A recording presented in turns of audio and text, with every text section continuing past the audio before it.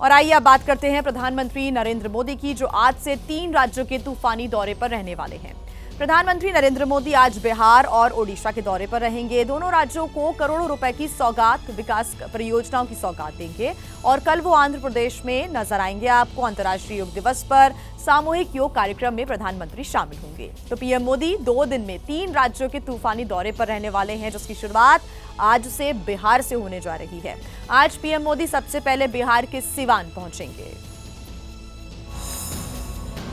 सुबह 11:50 के करीब पीएम मोदी सीवान पहुंचेंगे, जनसभा को संबोधित करेंगे और बिहार को करोड़ों की विकास परियोजनाओं की सौगात देंगे। 400 करोड़ रुपए से अधिक की लागत वाली नई वैशाली देवरिया रेल लाइन परियोजना का उद्घाटन करेंगे। मुजफ्फरपुर बेतिया के रास्ते पाटलिपुत्र और गोरखपुर के बीच वंदे भारत एक्सप्रेस को हरी झंडी दिखाएंगे। पीएम आवास योजना के 6,600 से अधिक मकानों के गृह प्रवेश समारोह में कुछ लाभार्थियों को चाबियां सौंपेंगे। 53,600 से ज्यादा लाभार्थियों को पहली किस्त भी जारी करेंगे। स्वच्छ पेयजल के लिए 3,000 करोड़ से अधिक की लागत वाली योजनाओं का शिलान्यास करेंगे। बिजली के बुनियादी ढांचे को बढ़ावा देने के लिए 500 मेगावाट क्षमता की बैटरी ऊर्जा भंडारण प्रणाली की आधारशिला रखेंगे।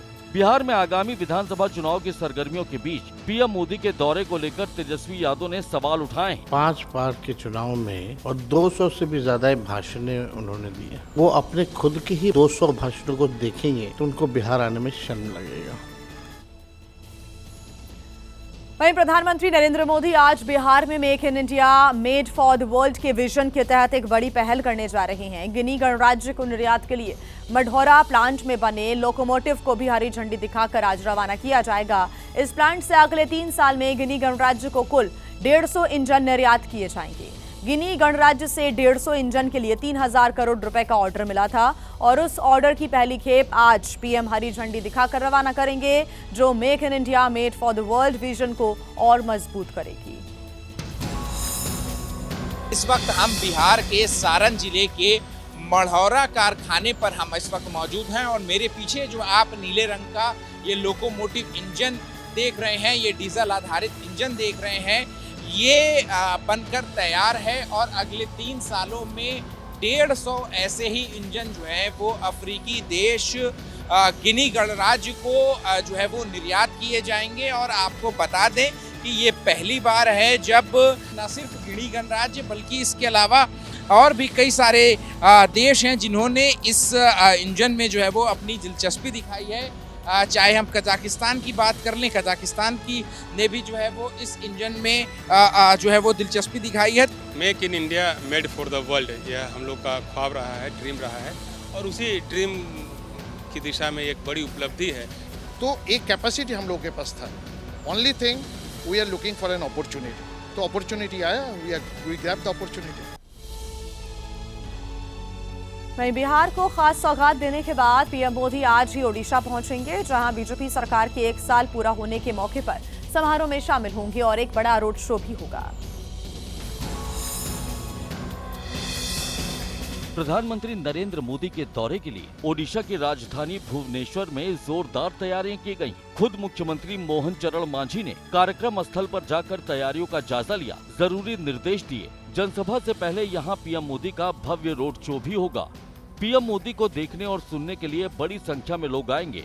ऐसे में सुरक्षा के कड़े बंदोबस्त किए गए। पीएम मोदी के रोड शो की रिहर्सल भी की गई है। बंदोबस्त का उद्देश्य ये है कि माननीय प्रधानमंत्री को जो लोग देखने दूर दूर से आ रहे हैं वो पूरा सुगमता के साथ उनको देख सके। रोड शो भुवनेश्वर एयरपोर्ट से शुरू होगा और कार्यक्रम स्थल यानी जनता मैदान तक होगा। शाम 4:15 पर प्रधानमंत्री जनता मैदान पहुंचेंगे, कार्यक्रम में शामिल होंगे और लोगों को संबोधित करेंगे। साथ ही 18,600 करोड़ से ज्यादा की सौगात देंगे। कई विकास परियोजनाओं का उद्घाटन और शिलान्यास करेंगे।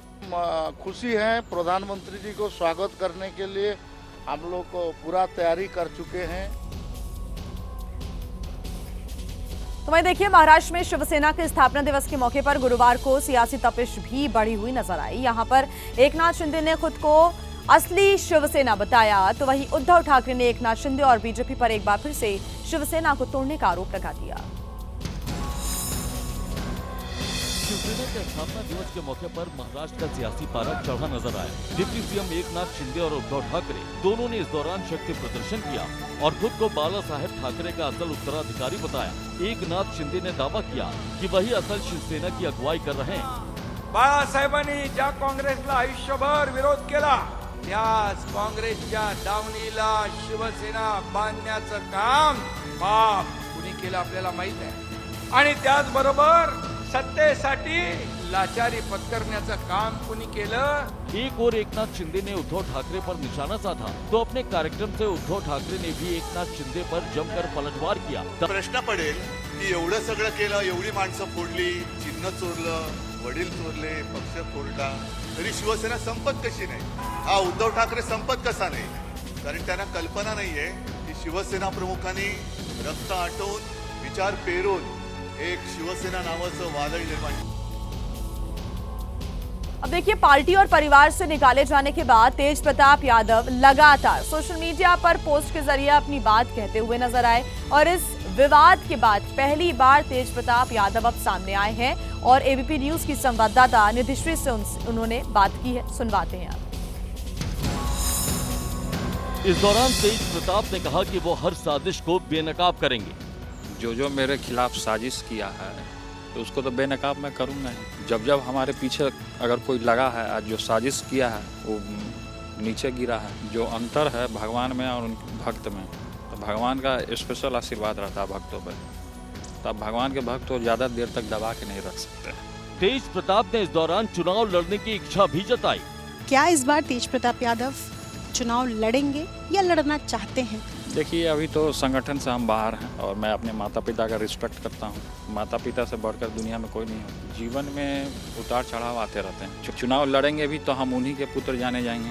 चाहते हैं लड़? देखिए, लड़ना तो चाहते हैं, किसके मन में इच्छा नहीं होती है। इससे पहले तेज प्रताप यादव ने सोशल मीडिया पर एक पोस्ट किया था जिसमें उन्होंने कहा था कि कोई दल या कोई परिवार उनकी भूमिका तय नहीं कर सकता। तेज प्रताप यादव ने ये भी लिखा कि उनकी खामोशी को मजबूरी न समझा जाए। आइए बात कर लेते हैं भारी बारिश से हो रही परेशानी की। बिहार के नवादा जिले में नदी नाले उफान पर हैं। ककोलत झरने के बाहरी इलाके में बाढ़ जैसे हालात बन गए तो छत्तीसगढ़ के जशपुर जिले में भी भारी बारिश के बाद हालात पानी पानी दिख रहे हैं। तस्वीरें बिहार के नवादा जिले के जाने माने पर्यटन स्थल ककोलत झरने की, जो अब बारिश के बाद भयानक रूप अख्तियार कर चुका है। लगातार हो रही बारिश की वजह से झरने में सैलाब आ गया, जिसके बाद पर्यटकों से गुलजार रहने वाला ककोलत झरना खाली पड़ा है। हालात इस कदर खराब हैं कि 10 जून तक यहां आने पर रोक लगा दी गई। झरने के आसपास इस पानी का उफान देखकर हर कोई खौफजदा है। हालात को देखते हुए आसपास के इलाकों में अलर्ट जारी कर दिया गया। वहीं हालात नहीं बदले तो 20 जून तक पर्यटकों के आने पर रोक लग सकती है।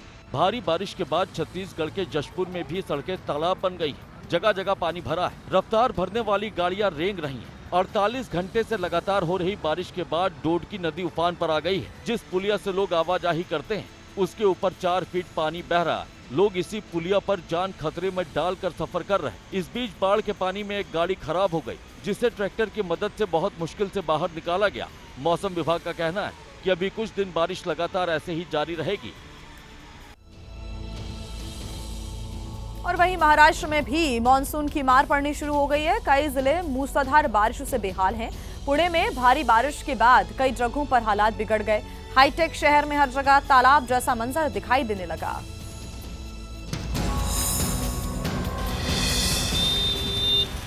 पुणे में तेज बारिश शुरू हुई और जगह जगह जलभराव हो गया। तस्वीरों में दिख रहा है कि मंदिर का सिर्फ गुंबद ही नजर आ रहा है, जबकि मंदिर का निचला हिस्सा जल समाधि ले चुका है। तेज बारिश के बाद इंद्रायणी नदी में उफान आ गया। घाट पर नहाने गया एक लड़का पानी में बहने लगा, जिसे एनडीआरएफ की टीम ने बचा लिया। बारिश के चलते कई गांव का संपर्क टूट गया है। नदी नाले उफान पर और सड़कें दरिया बन चुकी हैं। ये हिंजेवाड़ी से सटे भोयरावाड़ी इलाके की तस्वीर है, जहां गाड़ियां सड़कों पर तैरती नजर आई। इस बीच पंचवटी इलाके में एक बड़ा पेड़ भी गिर गया और इस हादसे में एक छात्र गंभीर तौर पर जख्मी हो गया। हालात बिगड़ते देख प्रशासन ने खड़क वासला बांध से 2000 क्यूसेक की दर से पानी नदी में छोड़ना शुरू कर दिया और नदी किनारे रहने वाले लोगों को सतर्क रहने की चेतावनी भी जारी कर दी है। पुणे में हर साल बारिश के बाद ऐसे ही हालात देखने को मिलते हैं। वहीं शुरुआती बारिश के बाद जिस तरह से पुणे में हालात बिगड़ते दिख रहे हैं, उससे स्थानीय लोग बेहद खौफजदा हैं। तो वहीं झारखंड की राजधानी यानी कि रांची में भी बारिश के बाद हालात खराब होते हुए नजर आ रहे हैं। पानी लोगों के घरों में दाखिल हो गया है। तो उत्तर प्रदेश की मथुरा में भी भारी बारिश के बाद हालात बेहद खराब हो गए। रांची में पानी सड़कों से होता हुआ लोगों के घरों में घुस गया। कमरे तालाब बन चुके हैं, जिसमें घर के अंदर रखे सामान तैर रहे। लोगों को समझ नहीं आ रहा कि आसमान से आई इस आपदा से निपटा कैसे जाए, क्योंकि जिन्हें निपटना था वो साल भर सोते रहे। न नालों की सफाई हुई और न ही सड़कों का ड्रेनेज सिस्टम सुधारा गया। नतीजा ये कि पानी घरों में घुस चुका है। बाहर सड़कों पर इतना पानी भर गया है कि गाड़ियां रेंग रेंग कर चल रही हैं। कुछ गाड़ियां तो खराब भी हो गई हैं, जिन्हें मुश्किल से बाहर निकाला गया। वहीं मथुरा में भी आसमानी आफत ने इस कदर कहर मचाया कि जहां तक नजर जाएगी सिर्फ पानी में डूबी हुई सड़क नजर आएगी। हालात इस कदर खराब है कि सवारियों से भरी बस अंडरपास में खराब हो गई। यात्री काफी देर तक इसमें फंसे रहे। अब जरा इस ट्रैक्टर को देखिए, जिसकी हिम्मत ने पानी के आगे जवाब दे दिया। बाद में फोन पर मदद मांगी, तब कहीं जाकर इसे बाहर निकाला गया। भूतेश्वर अंडरपास, पुराना बस स्टैंड अंडरपास और बीएस रोड सब इस वक्त डेंजर जोन में है। तो तस्वीरें लगातार सामने आ रही है कैसे बारिश की मार पश्चिम बंगाल से लेकर यूपी तक दिख रही है। पश्चिम बंगाल का बांकुड़ा जिला और पुरुलिया में भी बारिश के बाद हालात अस्त व्यस्त नजर आ रहे हैं। तो यूपी के सोनभद्र में पहली बारिश के बाद ही प्रशासन की पोल खुल गई। तस्वीरें पश्चिम बंगाल के बांकुड़ा जिले की, जहां पर बारिश के बाद नदियों का उफान लोगों के लिए जी का जंजाल बन गया। नाले के तेज बहाव में यहां एक कार फंस गई, जो बहने ही वाली थी। लेकिन इसके पहले ही स्थानीय लोगों ने कार को बचाने के लिए कवायद शुरू की। कड़ी मशक्कत के बाद कार को पानी के तेज बहाव से निकाला और रस्सी की मदद से उसे सुरक्षित स्थान तक पहुंचाया। वहीं बांकुड़ा के कई इलाकों में जलस्तर बढ़ने से लोगों की मुश्किल में इजाफा देखने को मिल रहा है। कई जगह ट्रक और बड़ी गाड़ियां भी पानी में डूबे दिख रहे हैं। पश्चिम बंगाल के पुरुलिया में भी नदी नाले उफान पर, कई जगहों पर पानी सड़कों तक पहुँच गया। स्थानीय लोगों को अब बाढ़ की फिक्र सता रही है। कई लोग सुरक्षित स्थानों की ओर जा रहे। वहीं मौसम की करवट से कई जगह रास्ते बंद हो गए। यूपी के सोनभद्र में भी पहली बारिश ने प्रशासन के पोल खोल कर रख दी है। जहां बारिश के बाद जल भराव से लोग परेशान हो रहे हैं। सड़कों पर पानी का कब्जा हो चुका है और रास्ते बंद हो गए। रोडवेज बस जैसी गाड़ियां भी पानी के बीच फंसकर खराब हो गयी और कई दूसरी गाड़ियां भी पानी में डूबी नजर आ रही हैं।